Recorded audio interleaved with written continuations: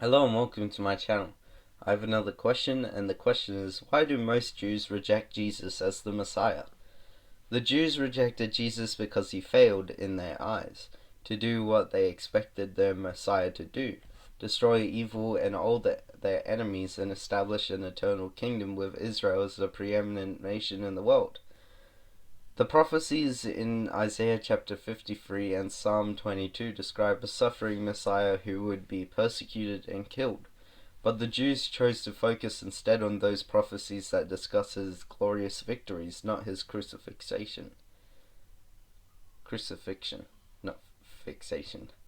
The commentaries in the Talmud, written before the onset of Christianity, clearly discuss the messianic prophecies of Isaiah 53 and Psalm 22, and puzzle over how these would be fulfilled with the glorious setting up of the kingdom of the Messiah. After the church used these prophecies to prove the claims of Christ, the Jews took the position that the prophecies did not refer to the Messiah, but to Israel or some other person.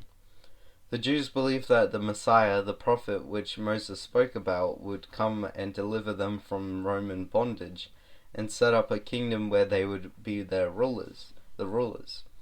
Two of the disciples, James and John, even asked to sit at Jesus' right and left in his kingdom when he came into his glory. The people of Jerusalem also thought he would deliver them. They shouted praises to God for the mighty works they had seen Jesus do, and called out, "Hosanna, save us," when he rode into Jerusalem on a donkey.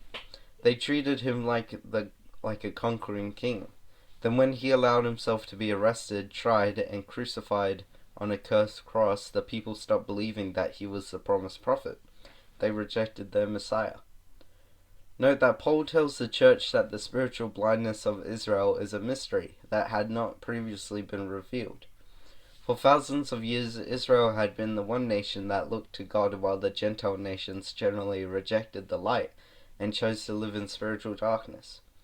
Israel and her inspired prophets revealed monotheism, one God who was personally interested in mankind's destiny of heaven or hell, the path to salvation, the written word with the 10 commandments.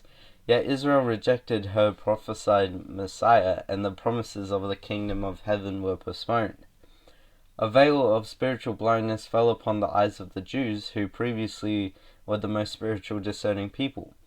As Paul explained, this hardening on the part of Israel led to the blessing of the Gentiles who would believe in Jesus and accept him as Lord and Savior.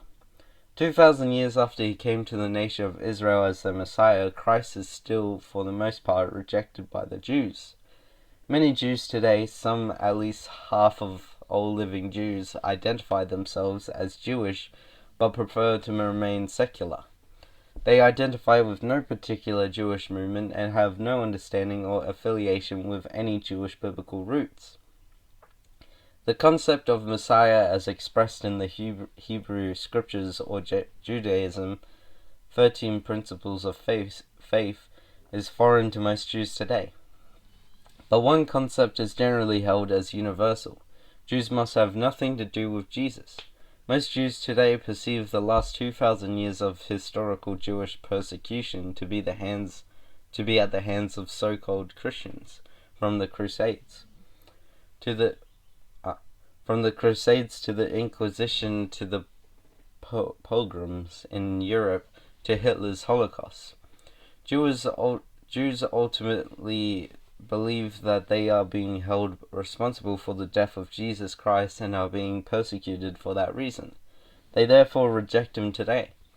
The good news is that many Jews are turning to Christ today. The God of Israel has always been faithful to keep a remnant of believing Jews to himself. In the United States alone, some estimates say that there are over 100,000 Jewish believers in Jesus, and the numbers are growing all the time.